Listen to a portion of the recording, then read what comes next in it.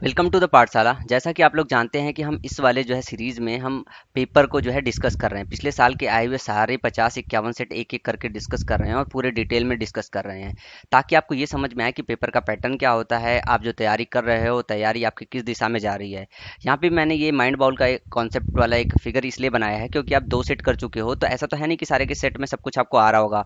तो उसके note down आप कर रहे हो या नहीं कर रहे हो, नोट डाउन कर रहे हो तो उसको रिवाइज करना भी अब इम्पॉर्टेंट है, क्योंकि जो चीज़ें आप पढ़ रहे हो उसको रिवीजन में रखना, यही टेस्ट एनालिसिस का मतलब होता है। अगर टेस्ट आपने देख लिया कितना आता है वो तो ठीक है, कितना नहीं आता वो ज़्यादा जरूरी है। जितना नहीं आता है उसको नोट डाउन कीजिए लास्ट लेक्चर के और रिवाइज कीजिए उसको, फिर ये वाला जो है पेपर थर्ड देखिए आप।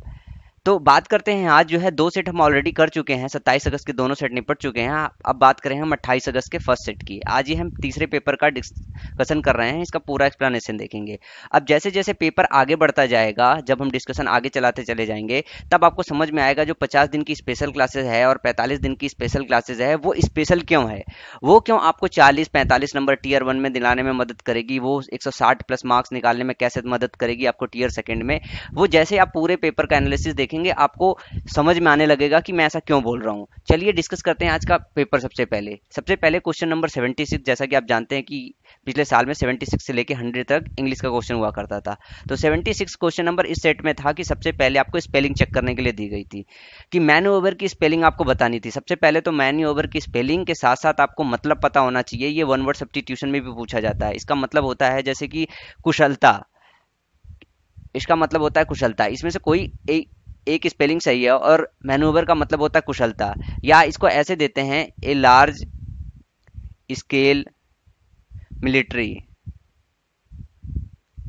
Exercise, a large scale military exercise of troops, warships and other forces. A large scale military exercise, ये कीवर्ड आपको याद रखना है। Large state military exercise of troops, worships and other forces. तो अगर कोई जो है मिलिट्री की एक्सरसाइज हो रही हो, ट्रूप्स की, वार वर्शिप्स की हो रही हो, तो वहां पे जो वर्ड इस्तेमाल करते हैं इसके लिए वन वर्ड, वो होता है मैन्यूवर। और हिंदी में अगर बात करें तो मैन्यूवर की मतलब होता है कुशलता या फिर कौशल, युद्ध कौशल ऐसे कह सकते हो आप, कहीं दिखाना हो तो। मैन्यूवर की जो स्पेलिंग होती है वो होती है MANOEUVRE, जो कि ऑप्शन में ए में दे रखा है, फर्स्ट ऑप्शन है जो, वो है आपका करेक्ट ऑप्शन है। तो ये दो जगह पूछा गया है। देखिए आप, एक वन वर्ड सब्स्टिट्यूशन में पूछा जाता है, वन वर्ड सब्स्टिट्यूशन जो हम कर रहे हैं वहाँ पे इसको एक बार और डिस्कस करेंगे। और यहाँ पे जो है इसकी स्पेलिंग पूछ दी गई। तो ये बहुत किया जाता है कि कभी वन वर्ड सब्स्टिट्यूशन में पूछा जाता है, कभी स्पेलिंग करेक्शन में पूछ दिया जाता है। अब 77 क्वेश्चन देखते हैं। 77 क्वेश्चन में क्या पूछा है, अपोजिट। ये है कीवर्ड आपका, अपोजिट है ग्रेसफुल। ग्रेसफुल का आपको अपोजिट बताना है। जैसे कि काफी लोग होते हैं कि वो सिनोनिम्स एंटोनिम्स में बहुत रट्टा मारते हैं। जैसे जिन लोगों ने सिनोनिम्स एंटोनिम्स रट्टा मार रखा होगा उनको मैं ये बताता हूँ कि यहाँ पे कंफ्यूजन कैसे क्रिएट होता है। जैसे ग्रेसफुल का मतलब क्या होता है, हम किसी लड़की, किसी युवती के लिए जो है हम ग्रेसफुल वर्ड इस्तेमाल करते हैं। आपने पिक्चरों वगैरह में देखा होगा तो वहाँ पे ग्रेसफुल वर्ड इस्तेमाल होता है। तो ग्रेसफुल का मतलब होता है सुंदर। क्या मतलब होता है, सुंदर। अब आपका इस अपोजिट ढूंढना है, तो अपोजिट में जो है कई सारे वर्ड आ जाते हैं। अपोजिट इसका क्या होगा, बुरा, जो बुरा दिख रहा हो इस तरीके से। तो एक वर्ड आपको यहीं दिख रहा है, अगली, इसका मतलब होता है सुंदर ना दिखना, बदसूरत होना। ठीक है, एक तो आपका ये इंटोनिम्स हो गया। दूसरा है एवक वर्ड, इसका मतलब होता है भद्दा। अब जिन्होंने सिनोनिम्स और एंटोनिम्स पढ़ रखा है उसमें क्या होगा, अब इन दोनों में कंफ्यूज होंगे। एलिगांट का तो मतलब वो होता है जो अच्छा दिख रहा हो, सुंदर दिख रहा हो। तो एलिगांट तो सिनोनिम्स आ गया, चलो इसको तो पकड़ लिया आपने, नहीं होगा। ग्रेसियस, जो ग्रेशियस का मतलब होता है वो भी ग्रेसफुल वर्ड है और ग्रेशियस दोनों एक सेम ही हो गया, तो ये भी सिनोनिम्स हो गया। तो इन दो में तो कंफ्यूज नहीं होंगे, लेकिन एवक वर्ड और एगली में कंफ्यूज जरूर होंगे। तो यहाँ पे ग्रेसफुल जो होता है वो सुंदरता के लिए होता है। और ध्यान रखिएगा, जो अगली है, जो अगली है वो हम किसी को बदसूरत होने के सेंस में कहते हैं, किसी पर्सन को, किसी लड़की को, कि हाँ वो अगली दिख रही है, बुरी दिख रही है, तो अगली इस्तेमाल करते हैं। अब एक वर्ड क्या होता है, बुरा सिचुएशन के सेंस में इस्तेमाल करते हैं। जब कोई हमारी कंडीशन खराब हो रही होती है तो एवाक वर्ड स्थिति के सेंस में अवक वर्ड जो है हम वर्ड इस्तेमाल करते हैं। तो ध्यान रखिएगा, इसका जो है स्थिति से लेना होता है, कंडीशन से लेना होता है। इसलिए यहाँ पे एवक वर्ड जो है इसका जो है एंटोनिम नहीं होगा, अगली इसका एंटोनिम होगा। तो करेक्ट ऑप्शन क्या है, वन नहीं है, जो है इसका फोर्थ पार्ट है अगली। अब बात करें 78 की। 78 में क्या पूछा है? 78 में आपको बेस्ट एक्सप्रेस करना है वर्ड का, यानी आपको अब सिनोनिम बताना है। एक सिनो आता है, एक इंट्रो आता है। अब इंसॉलेंट, इंसॉलेंट, इंसॉलेंट का मतलब आपको पता होना चाहिए। पहले तो मैं इसका मतलब बता दूं। जैसे कोई होता नहीं, आदमी ढीठ है या फिर निर्लज है, निर्लज आदमी हो गया या ढीठ आदमी हो गया, जैसे कि उसको कुछ बोल दो, कुछ कह दो, अपमान कर दो, तो उस पर कोई फर्क नहीं पड़ता है, तो उसको बोलते हैं इंसॉलेंट। ठीक है। दूसरा वर्ड है ऑफेंसिव। ऑफेंसिव का मतलब होता है अपमानजनक। तो ये इसका जो है एक्सप्रेशन को जो है बेस्ट तरीके से एक्सप्रेस कर सकता है, क्योंकि जो व्यक्ति होता है इंसॉलेंट, वो इसी टर्म में आता है कि अगर कोई अपमानजनक शब्द कर दी जाए, या आदमी ही अपमानजनक होता है कि उसको कुछ भी बोलते रहो, कुछ भी कर जाए जो है, या कुछ भी गलत तरीके का काम करता है, तो वहाँ पे इंसॉलेंट का इस्तेमाल करते हैं। इनटॉलरेंट का मतलब होता है जिसको सहन करने की आदत ना हो, तो ये कहीं से भी इसका जो है सिनोनिम्स नहीं होता है। इनडिसेंट, इनडिसेंट का मतलब होता है, डिसेंट का मतलब आप लोग जानते हैं कि जिसका जो है व्यवहार सही हो, और इनडेसेंट का मतलब होता है जिसका व्यवहार सही ना हो, जिसको कहते हैं अभद्र। अब इसमें कंफ्यूजन होगा कि अपमानजनक लें या अभद्र लें, और फिर अभी अबकवर्ड का जो है मतलब समझ के आए हैं, जो भद्दा। तो जो इंसॉलेंट को रिप्रेजेंट करता है बेस्ट तरीके से, वो है ऑफेंसिव, अपमानजनक। तो ध्यान रखें कि इंसॉलेंट का जो है हम जो सिनोनिम्स लेंगे वो लेंगे ऑफेंसिव। ये ऐसा नहीं कि पहली बार आ रहा है, ये इससे पहले भी ये वर्ड आ चुका है। तो ध्यान रखेंगे कि इंसॉलेंट का जो हम लेंगे वो लेंगे हम ऑफेंसिव यहाँ पे सिनोनिम्स, या बेस्ट जो एक्सप्रेस करे वर्ड। बात करें 79 की।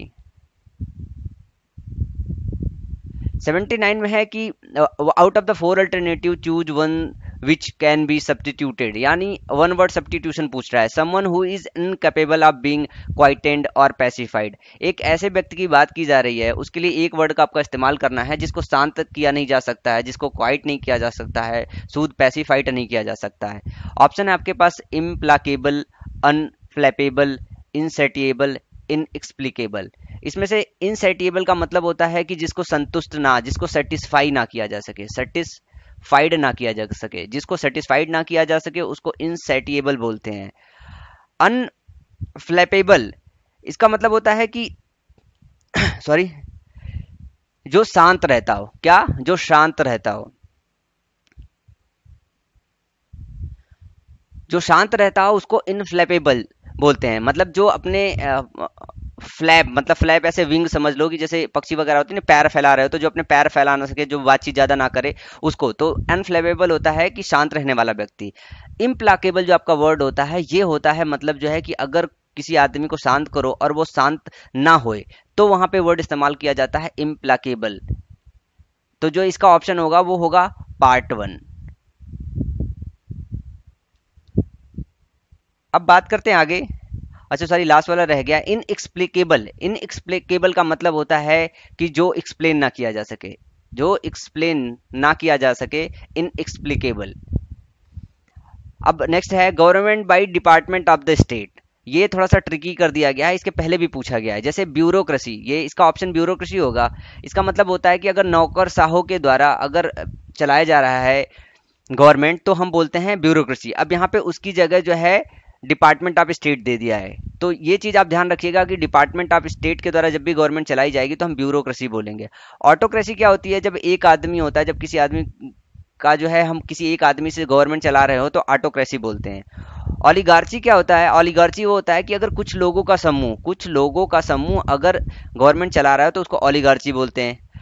हियार्ची क्या होता है? हियार्ची होता है अनुक्रम। क्या होता है? अनुक्रम। जैसे कोई प्रशासन है, उसमें पहले पीएम आते हैं, फिर सीएम आते हैं, फिर इस तरीके का मतलब एक अनुक्रम होता है। तो हियार्ची का मतलब होता है अनुक्रम।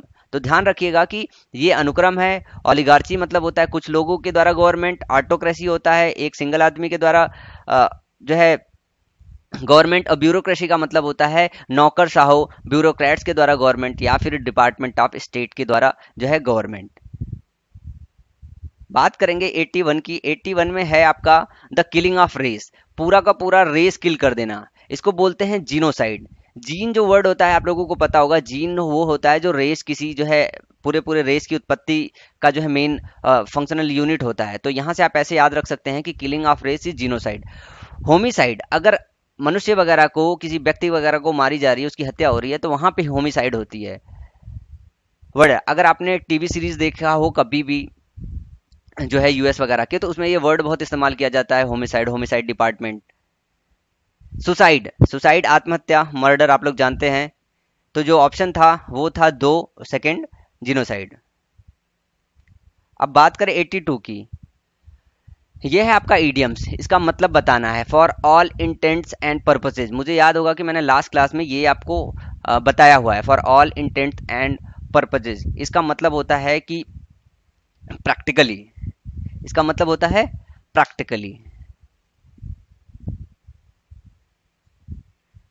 अब 83 क्वेश्चन की तरफ चलते हैं। Go out of one's way, go out of one's way मतलब गो आउट, आउट का मतलब हो गया कि जो उसका रास्ता है उससे बाहर जाके कुछ करना।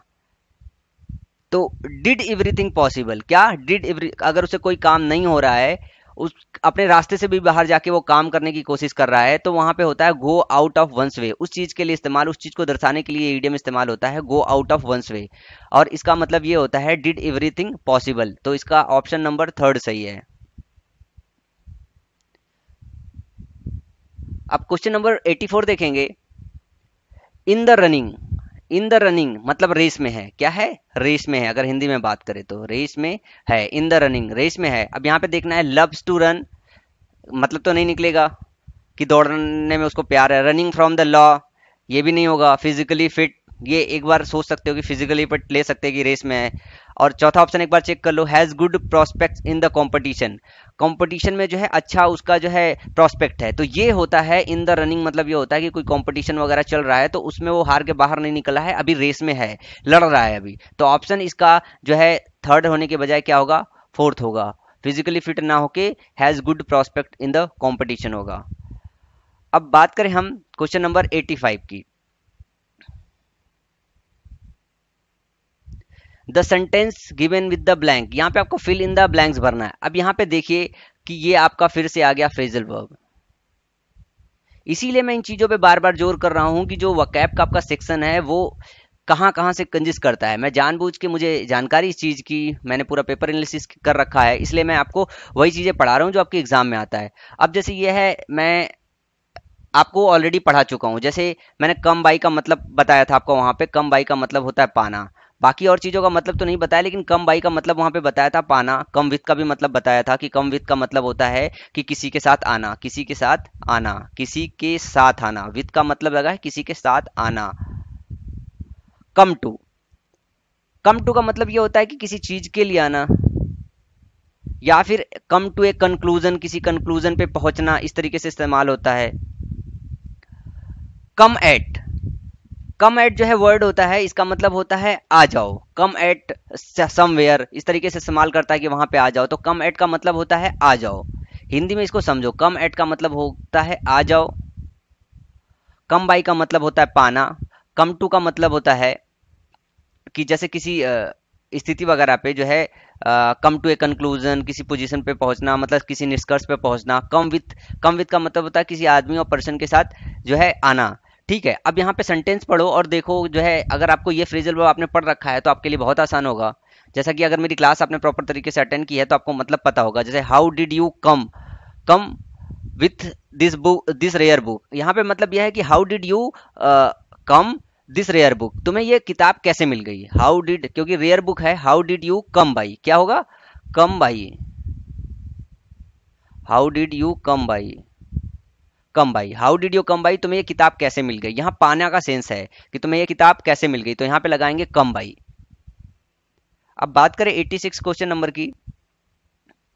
यहाँ पे ये चीज अभी रह गया है, ये चीज मैं आगे पढ़ाने वाला हूँ, 2-3 लेक्चर लगेगा। जो मैंने बताया था कि होमोफोन्स जिनको बोलते हैं, कि पेयर ऑफ वर्ड जिनमें कंफ्यूजन होता है, ये वो है। अब यहाँ पे देखिए एक वर्ड दिया है एक्सेप्ट, एक्सेस, एक्सपेक्ट और एक्सेप्ट। ये एक्सेप्ट का मतलब होता है स्वीकार करना, क्या मतलब होता है, स्वीकार करना। और एक्सपेक्ट का मतलब होता है उम्मीद करना। एक्सेस का मतलब होता है कि आप कोई चीज यूज कर पा रहे हो, मतलब आपकी किसी चीज पे एक्सेस हो, आप इस्तेमाल कर सकते हो। क्या हो सकता हो, इस्तेमाल कर सकते हो। हैंड राइटिंग क्लियर नहीं हो रही होगी, आप आवाज को ध्यान से सुनिए कि एक्सेप्ट का मतलब होता है स्वीकार करना, एक्सपेक्ट का मतलब होता है जो है उम्मीद करना, एक्सेस का मतलब होता है कि आप किसी चीज को यूज कर पा रहे हो, आपकी एक्सेस हो, आपकी रीच हो किसी पे, और एक्सेप्ट का मतलब होता है एक्सेप्ट, इसका मतलब होता है सिवाय। एक होता है एक्सेप्ट ACC और एक होता है AXCEPT, इसका मतलब होता है सिवाय।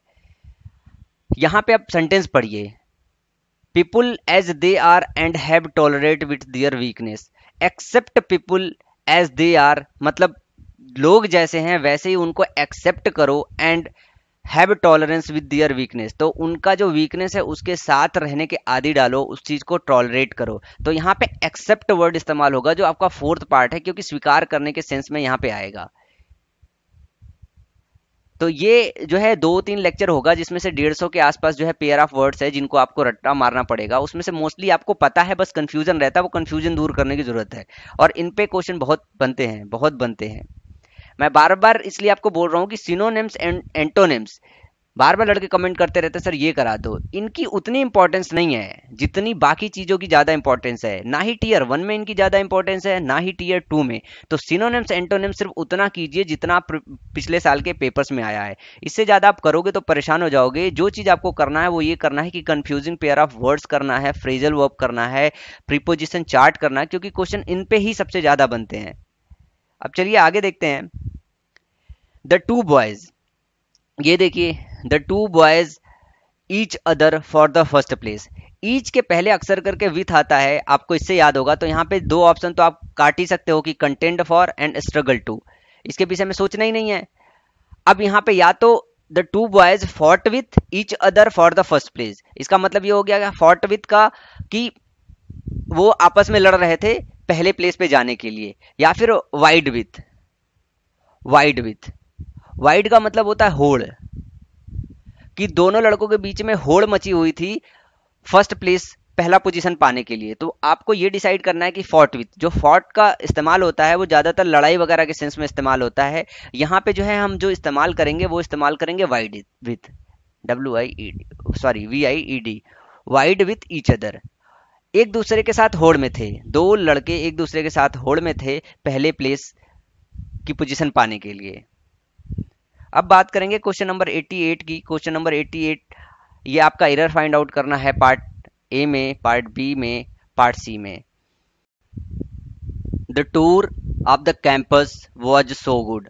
अब इसमें हमें एरर फाइंड आउट करना है, तो हम क्या करेंगे, एक एक पार्ट को देखेंगे कि क्या इसमें पॉसिबल एरर हो सकते हैं। द टूर, अभी मैंने आपको आर्टिकल नहीं बताया, तो आप यहाँ पे ऐसे समझ लीजिए कि अगर हम सिर्फ टूर की बात करें तो कोई सा भी टूर हो सकता है जनरल सेंस में, लेकिन जब द टूर की बात करें तो एक किसी पर्टिकुलर टूर की बात कर रहे होंगे। तो पार्ट ए में कोई एरर नहीं है, ये सही है। पार्ट बी की बात करें, of the campus, of the campus, इसमें क्या एरर हो सकता है, ये भी सही है। वॉज सो गुड, अब यहाँ पे देखना है कि वॉज सो गुड। अब यहाँ पे थोड़ा सा आपको ये सोचना पड़ेगा कि वाज के पहले जो ये वाज के बाद सो इस्तेमाल किया गया है कि वॉज सो गुड, गुड को जो है मॉडिफाई करने के लिए एडवर्ब सो का इस्तेमाल किया गया है। मैंने एडवर्ब पढ़ाया है उन बच्चों को जो बहुत स्टार्टिंग से मेरी क्लासेस कर रहे हैं, स्पेशल क्लासेस में अभी नहीं हुआ है। मैं यहाँ पे आपको एक बात ये बता दूं कि सो का इस्तेमाल जहाँ पे वेरी का इस्तेमाल करना होता है वहां पे नहीं इस्तेमाल करते हैं। तो यहाँ पे सो की जगह क्या होना चाहिए था, वेरी। जो स्टूडेंट ने मेरी एडवर्ब की क्लासेस की होगी स्टार्ट से, उनको ये पता चल रहा होगा कि यहाँ पे सो की बजाय वेरी का इस्तेमाल करते। तो आप याद रखिएगा कि कुछ जगह ऐसी होती है जहाँ पे सेंस वेरी का निकल रहा होता है और वहाँ पे एग्जाम में सो पुट कर दिया जाता है। तो सो का इस्तेमाल वेरी की जगह पे नहीं करते हैं जब हम एडवर्ब की तरह इस्तेमाल कर रहे होते हैं। तो यहाँ पे जो है पार्ट सी में एरर है। नेक्स्ट क्वेश्चन है 89 कि he is a saint, he is a saint and as such must be respected. He is a saint, वो संत है, एज सच इसलिए must be requested, and as such जैसे कि उनको रेस्पेक्ट करनी चाहिए। यहाँ पे ये सेंस निकल रहा है। एक कंफ्यूजन ये होता है कि यहाँ पे बी पार्ट में एरर हो सकता है कि हमने सच एज पढ़ा है, एज सच का नाम नहीं सुना है। लेकिन मैं आपको एक बात ये बता दूं कि एज सच का मतलब होता है जैसे कि। तो ये जो फ्रेज है वो सॉरी करेक्ट फ्रेज है। एज सच बी इस्तेमाल होता है, इसका मतलब होता है जैसे कि। तो बी पार्ट में कोई एरर नहीं है। मस्ट बी रिस्पेक्टेड, ये आपका पैसिव फॉर्म है, यहाँ पे कंपल्सन की बात की जा रही है। ही इज ए सेंट मतलब ऐसे सेंट है जैसे कि उनको रेस्पेक्ट दिया जाना चाहिए।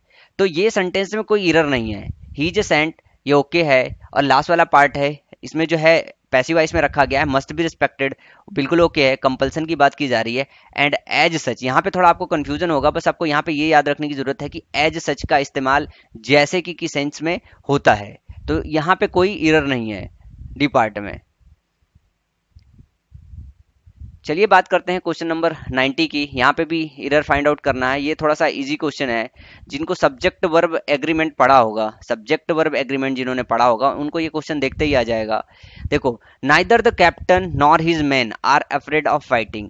जैसे कि आप लोगों को पता है, जो लोग स्टार्टिंग क्लास कर रहे हैं उनको ये चीज मैंने बताई हुई है, स्पेशल क्लासेस में अभी मैं इसको दोबारा से कराऊंगा। नाइदर द कैप्टन, नाइदर और नार के साथ क्या होता है, नाइदर और नार के साथ क्या होता है, एक सब्जेक्ट यहाँ पे लगता है, एक नॉर के बाद लगता है। तो जो वर्ब आता है वो हमेशा जो नॉर के साथ, जो नॉर के साथ लगा होता जो है सब्जेक्ट है उसके हिसाब से आता है। तो यहाँ पे क्या है, neither the captain nor his man, या इसको ऐसे समझिए, नॉर के साथ सब्जेक्ट लगा हो या वर्ब अपने नियरेस्ट सब्जेक्ट के हिसाब से आता है, वर्ब अपने नियरेस्ट सब्जेक्ट के हिसाब से आता है। जैसे यहाँ पे आर है तो यहाँ पे इसका नियरेस्ट सब्जेक्ट मैन है, तो मैन के हिसाब से आर आया है, मतलब मैन प्लूरल है तो आर भी प्लूरल है, इट मीन्स सही है। तो यहीं पे बस एक गलती करा सकता है, तो बस एग्जामिनर जो एग्जाम में क्वेश्चन रखा गया है सिर्फ इस पर्पज के लिए रखा गया है, क्या आपको सब्जेक्ट वर्ब एग्रीमेंट का ये रूल पता है कि neither the captain nor his men are afraid of fighting में नॉर और नाइदर के साथ जो वर्ब इस्तेमाल किया जाता है वो किस तरह इस्तेमाल किया जाता है। तो इसमें जो वर्ब इस्तेमाल किया जाता है वो वर्ब जो है अपने नियरेस्ट सब्जेक्ट के हिसाब से आता है, मतलब नॉर के बाद वाले सब्जेक्ट के हिसाब से आता है। तो यहाँ पे मैन के हिसाब से आएगा, इट मीन्स है सेंटेंस में कोई एरर नहीं है, तो ये डी पार्ट इसका सोल्यूशन होगा। तो इस तरह ये वाला पेपर थोड़ा सा स्लाइटली टफ था, क्योंकि जब नो एरर वाला पोर्शन देता है एक तो एरर फाइंड आउट हो जाता है, लेकिन नो एरर जब फाइंड आउट करना होता है तो थोड़ा सा डिफिकल्ट हो जाता है। बस यहाँ पे आपको ये देखना पड़ेगा, समझना पड़ेगा पैटर्न को कि क्वेश्चन किस एंगल से पूछा जाता है, आपको एंगल और नजरिए को समझना पड़ेगा। चलिए अब बात करते हैं 91 क्वेश्चन की। ये पैसेज है, ये पैसेज मैं आपको होमवर्क की तरह दे रहा हूँ, इसके सोल्यूशन मैं अगले लेसन में दूंगा, जब भी मैं अगला वो कराऊंगा तो आपको अगले लेसन में दूंगा। मैं इसको थोड़ा सा ऊपर कर रहा हूँ, आप वीडियो पॉज कीजिए, इसको नोट डाउन कीजिए 91 से, ठीक है। अब और नोट डाउन कीजिए पॉज करके, अब नीचे के क्वेश्चन देखिए, पॉज कीजिए, नोट डाउन कीजिए। 92 क्वेश्चन देखिए, 93 क्वेश्चन, पॉज कीजिए, नोट कीजिए। 94 पॉज कीजिए, 95 पॉज कीजिए, और कमेंट सेक्शन में लिख के बताइएगा, जैसा कि मैंने आपको बताया है कि क्या करते हैं इसमें जो है कीवर्ड पकड़ते हैं, कीवर्ड पकड़ते हैं, कीवर्ड पकड़ के करना होता है। और दूसरी चीज है कि इसमें थोड़ा सा जो है चीज अलग है, क्या है, थोड़ा सा अलग है, तो मैं सिर्फ एक्सरसाइज के लिए दे रहा हूं, और पैसेज थोड़ा सा डिफिकल्ट भी है, तो आप लोग थोड़ा सा टाइम देखिए और देखिए 5 में से कितना करेक्ट होता है। अगले में ना ही मैं सोल्यूशन बताऊंगा, ये पैसेज थोड़ा स्लाइटली डिफिकल्ट है लेकिन ज्यादा नहीं। कुछ ऐसे कीवर्ड है जिनके मतलब आपको ऑलरेडी पता होना चाहिए, यहाँ पे थोड़ा वकैब का काम आएगा, लेकिन अभी वकैब सेक्शन जैसे कंप्लीट नहीं है तो हो सकता है आपको थोड़ी सी प्रॉब्लम हो। तो मैं ये चाहता हूँ कि आप इसको अटेम्प्ट करें, अगले वाला जब मैं टेस्ट पेपर करा रहा हूँ तो इस पूरे पैसेज को अच्छे से डिटेल में डिस्कस करूंगा, ताकि आपको जो अपने अंदर से कमी है वो थोड़ी सी प्रैक्टिस में आ जाए, क्योंकि ये प्रैक्टिस जरूरी है, इसलिए ही मैं आपको सिर्फ ये पैसेज दे रहा हूं। चलिए बात करते हैं क्वेश्चन नंबर 96 की। 96 में क्या है कि एक अंडरलाइन पार्ट दिया हुआ है सेंटेंस में, उस अंडरलाइन पार्ट को आपको करना है इंप्रूव। जैसे यहां है पहला, would you feel safe if you have to walk through a street alone at midnight. Would you feel safe if you have to walk through a street alone at midnight. क्या आप लोगों ने day 7 का lecture देख लिया है? अगर day 7 का लेक्चर देख लिया है तो आप में से हर वो स्टूडेंट इसको बहुत आसानी से करेक्ट कर देंगे। मैं डे 7 का एक कॉन्सेप्ट जो मैंने आपको बताया, वहां पे रूल बताया, मैं रिपीट करता हूं। मैंने वहां पे एक बात ये बताया था, अगर कोई सेंटेंस पास्ट टेंस से स्टार्ट होती है तो आगे भी वो पास्ट में ही कंटिन्यू करती है। क्या होता है, अगर पास्ट से स्टार्ट करती है तो आगे भी वो पास्ट में कंटिन्यू करती है। यहाँ पे देखिए वुड, वुड आपका पास्ट टेंस बताता है, वुड यू फील सेफ, क्या तुम सही फेल करते थे। If you have to walk, if you have to walk, तो यहाँ पे हैव इस्तेमाल किया है, मतलब ये प्रेजेंट टेंस है, तो यहाँ पे हैव का इस्तेमाल ना होकर किसका इस्तेमाल होना चाहिए, पास्ट टेंस का इस्तेमाल होना चाहिए, मतलब हैव को हैड में होना चाहिए। अब ऑप्शन देखते हैं, would you feel safe where you had to walk through a street alone at night. अब इसका सेंस समझना पड़ेगा। हेड टू आपके पास दो जगह है, where you had to, if you had to. अब यहाँ पे थोड़ा सा अगर मीनिंग पता हो, इसका सेकंड पार्ट तो गलत हो जाएगा। When you have to, would you feel safe, क्या तुम सेफ महसूस करोगे? If you have to walk या had to walk through a street alone at midnight, अगर तुमको जो है सड़क पे अकेले घूमने को मिलता रहा होगा तो, मतलब ये पास की बात की जा रही है। तो इफ यू हैड टू होना चाहिए या फिर वेयर यू हैड टू, कहाँ की बात नहीं हो रहा है, यहाँ पे बात हो रहा है इफ यू, कंडीशन की बात हो रही है। तो यहाँ पे जो पार्ट सही होगा वो पार्ट होगा थर्ड। सेंटेंस को ध्यान से समझिए कि यहाँ पे इफ यू हैड टू क्यों होगा। एक तो समझ में आ गया कि पास्ट में है, लेकिन पास्ट में भी दो ऑप्शन है आपके, वन एंड टू, तो वन एंड थर्ड सॉरी, तो थर्ड क्यों होगा, फर्स्ट क्यों नहीं होगा? इसके लिए थोड़ा सा सेंस समझना पड़ेगा। वुड यू फील सेफ, अगर, तो क्या है, कंडीशन बताना है। Would you feel safe if you have to walk, if you had to walk through street alone at midnight, अगर रात्र में आपको अगर रोड पे अकेले टहलना पड़े तो क्या सेफ महसूस करोगे, इस तरीके की बात। लेकिन ये पास्ट के लिए पूछी जा रही है। तो इफ यू हैड टू होना चाहिए, वेयर यू हैड टू नहीं, तुम्हें कहां जाने के सेंस में नहीं हो रहा है, यहां पे अगर का सेंस आ रहा है। ठीक है, अब 97 देखते हैं। 97 में भी सेम यही करना है। I was the first who came, I was the first who came. एक वर्ड होता है आपका कम, दूसरा वर्ड होता है अराइव। कम का मतलब होता है कहीं से आना, अभी रास्ते में हो, कोई आ रहा है। अराइव का मतलब होता है पहुंचना। अब इस सेंटेंस को देखिए, आई was the first who came, मैं पहला था जो आया। तो यहाँ पे पहुंचने के सेंस में इस्तेमाल करना आपको वर्ड, तो यहाँ पे कम यूज नहीं होगा, यहाँ पे यूज क्या होगा, अराइव। और सेंटेंस क्या है आपका, पास्ट टेंस में है, तो आगे भी वो पास्ट टेंस में रहेगा। चलिए ऑप्शन देखते हैं कि क्या फिट बैठेगा। I was the first arrived, I was the first arrived sense ही नहीं बैठ रहा है। आई वॉज द फर्स्ट एक प्रीपोजिशन चाहिए। Who arrives, present tense use नहीं होगा। हु अराइव्स ये इसलिए नहीं होगा क्योंकि ये प्रेजेंट टेंस में है। अब यहाँ पे टू अराइव लिखा हुआ, I was the first to arrive, मैं पहला था जो पहुंचा। तो यहाँ पे पार्ट नंबर थर्ड आपका फिट बैठेगा।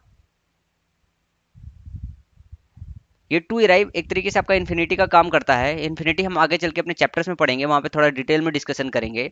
यहाँ पे बस इतना समझिए कि केम का जो मतलब होता है वो आना होता है, और अराइव का मतलब होता है पहुंचना। तो केम इसलिए यहाँ पे नहीं लगेगा, अदरवाइज ये सही था। और अराइव में अगर इम्प्रूव करोगे तो अराइव्ड इसलिए नहीं लगेगा क्योंकि सेंस नहीं बैठ रहा है, यहाँ पे एक बीच में प्रीपोजिशन आना चाहिए। देन टू अराइव ही सही फिट बैठेगा। हु अराइव्स, अराइव्स लगेगा नहीं क्योंकि ये प्रेजेंट टेंस है। अब बात करें क्वेश्चन नंबर 98 की। He is not sure, he is not sure whether she knows to swim, वो निश्चित नहीं है कि वो ये जानती है, वो मतलब तैरना जानती है कि नहीं है। इस बात के लिए वो सुनिश्चित नहीं है कि वो तैरना जानती है या नहीं जानती है। अब इसके लिए जो करेक्ट फ्रेज होगा वो आपको चुनना है कि इस सेंटेंस को कैसे इंप्रूव किया जाता है। He is not sure whether she knows how to swim, phrase ऐसे होता है, हाउ टू स्विम, वो नहीं जानती कि तैरा कैसे जाता है। तो यहाँ पे टू स्विम होने के बजाय लगेगा हाउ टू स्विम। तो ध्यान रखिएगा, इस तरीके के क्वेश्चन भी आते हैं। 99, ये थोड़ा सा इजी क्वेश्चन है, बस जरा सा लॉजिक लगानी है, निकल जाएगा। The water flows down hill rapidly taking some of the land with it. यहाँ पे बात ये की जा रही है कि जैसे ये झरना वगैरह है, यहाँ से एक वाटर गिर रहा है, और ये आपका जो है हिल वगैरह है, इसके ऊपर से गिर रही है। तो जब ये गिरती है तो ये अपने साथ कुछ जो है टुकड़े पत्थर या फिर कुछ मिट्टी वगैरह नीचे गिराती है। तो उसके लिए क्या यहाँ पे इस्तेमाल करे, वो यही बात हो रही है। The water flows down hill rapidly taking some of the land, बात की जा रही लैंड। लैंड का मतलब होता है कि पूरा का पूरा एरिया ये कवर करके लेके आ रही है, ऐसा तो होता नहीं है। यहाँ पे देखिए एक ऑप्शन है सॉयल, एक होता है ग्राउंड। पूरा ग्राउंड जो भी है, ग्राउंड नीचे वाले पोर्शन को सरफेस एरिया को बोलते हैं, तो पूरा ग्राउंड तो कवर करके ले नहीं आती है, और हिल ही लेके आ जाए ऐसा तो है नहीं। सॉयल, सॉयल का मतलब होता है मिट्टी वगैरह, तो अपने साथ जो मिट्टी होते हैं, कंकड़ पत्थर टुकड़े होते हैं, उनको लेके आती है। तो यहाँ पे लैंड की जगह क्या इस्तेमाल होना चाहिए, सॉयल। करेक्ट ऑप्शन इसका फर्स्ट होगा। क्वेश्चन नंबर 100, ये एक ऐसा क्वेश्चन है जो थोड़ा सा डिफिकल्ट है, जो ज्यादातर स्टूडेंट ने इसको छोड़ दिया होगा, या तो जिन्होंने किया होगा उनके गलत हो गए होंगे, इक्के दुक्के स्टूडेंट रहे होंगे जो इसको सही कर पाए होंगे। कुछ क्वेश्चन ऐसे होते हैं वो जो सीधे फ्रेज पे बेस्ड होते हैं, तो उस वक्त आपको करेक्ट फ्रेज पता होना चाहिए। मैं आपको एक फ्रेज बताता हूँ, not in the list, not in the list. ये एक फ्रेज होता है जिसका मतलब होता है not at all, not at all, और हिंदी में इसका मतलब होता है बिल्कुल भी नहीं। इसी को यूज करके ये सेंटेंस बनाया गया है। Baroda state in western India, Baroda जो स्टेट है पश्चिमी भारत में, हैड ए रेपुटेशन, उसकी रेपुटेशन है फॉर बीइंग प्रोग्रेसिव, प्रोग्रेसिव होने के लिए, इन मेनी फील्ड्स, बहुत सारे फील्ड में। नॉट इन द लीस्ट, यहाँ लास्ट लिखा है, यहाँ पे क्या होना चाहिए, नॉट इन द लीस्ट, ये ऑप्शन है third. Not in the list education and soil reform, कि एजुकेशन और सॉयल नहीं, सोशल रिफॉर्म, कि एजुकेशन और सोशल रिफॉर्म के फील्ड में बिल्कुल भी नहीं है, बाकी सभी फील्ड में है, बस इस फील्ड में नहीं है। नॉट एट द लिस्ट का मतलब यही है कि बिल्कुल भी नहीं इस पर्टिकुलर फील्ड में। तो not in in the list, not in the list का मतलब आप जानिए कि बिल्कुल भी नहीं। ये पूछ सकता है आपके ईडियम्स वाले पोर्शन में। अब अभी तो यहाँ क्वेश्चन पूछा था सेंटेंस के फॉर्म में, अब सीधे सीधे ये दे के जो है ईडियम में पूछ सकता है। तो ये चीज बदलता रहता है। तो इसका मतलब ये होता है, अगर ये करेक्ट फ्रेज आपको पता नहीं है तो आप सोचोगे नॉट इन द लास्ट लिखा हुआ है, इसी में कुछ गड़बड़ हो सकता है, क्योंकि सेंटेंस पढ़ने में आप अटपटा हो सकता है। फिर उसके बाद ये गड़बड़ है, पता तो चल गया कि लास्ट को इंप्रूव करना है, फिर फर्स्ट बढ़े, रिल्म बढ़े, लीस्ट बढ़े। तो ज्यादातर को रिल्म का मतलब पता नहीं होता है। रिल्म एक तरीके से शासन की बात कर रहे होते हैं किसी पर्टिकुलर की, तो वहां पर रिल्म उठा के पटक देते हैं। लेकिन यहाँ पे जो करेक्ट फ्रेज होता है नॉट इन द लिस्ट, तो ये याद रखिएगा। और जैसा कि मैं बार बार आपको फोकस कर रहा हूँ, आपको प्रेशराइज कर रहा हूँ कि आप रिवीजन करिए, रिवीजन जरूर कीजिए, क्योंकि अब इतना सारा मैटर आपके पास हो रहा है, मेरी खुद की क्लासेस का मैटर इतना ज्यादा हो रहा है कि आप रिवीजन नहीं करेंगे तो रायता बहुत फैलेगा। अब यहाँ पे देख रहे हैं कि कुछ ऐसे क्वेश्चन मिल रहे हैं एक्स्ट्रा जो हम लोग पढ़ रहे हैं, इनके अलावा हर पेपर में 2 से 3 क्वेश्चन ऐसे मिलेंगे, 22-23 क्वेश्चन के आसपास मिलेंगे जो आपको पढ़े हुए पोर्शन से मेरे 45-50 क्लास से मिल जाएंगे। और 2-3 क्वेश्चन जो एक्सेप्शन होंगे वो आपको मिलेंगे क्वेश्चन पेपर से पिछले करके। तो ये आपको जो 1 कराया मैंने पेपर, उसके भी जो 2-3 क्वेश्चन टफ है उसको नोट कीजिए, या फिर जो आपको नहीं आता वो नोट कीजिए, 2 का नोट कीजिए, 3 का नोट कीजिए, और इनको बार बार रिवाइज कीजिए। अगर एक बार आप इसको रिवाइज कर गए, यही क्वेश्चन दोबारा पेपर में आ गया, तो आपके लिए फिर वो पेपर बिल्कुल ईजी हो जाएगा, और औरों के लिए वो बहुत डिफिकल्ट हो जाएगा। देखो, डिफिकल्ट और इजी में इतना ही फर्क होता है, अगर आप जानते हो तो इजी है, और नहीं जानते हो तो डिफिकल्ट है। कोई चीज डिफिकल्ट नहीं होती, चाहे मैथ की बात करें, चाहे जियोग्राफी, चाहे पेपर की। अगर आपका नॉलेज वीक है तो वो क्वेश्चन डिफिकल्ट है, अगर आपका नॉलेज सही है तो पेपर हलवा होता है हमेशा। सो आज के लिए इतना ही, नेक्स्ट वीडियो लेक्चर में फिर मिलेंगे, तब तक के लिए थैंक यू, बाय बाय।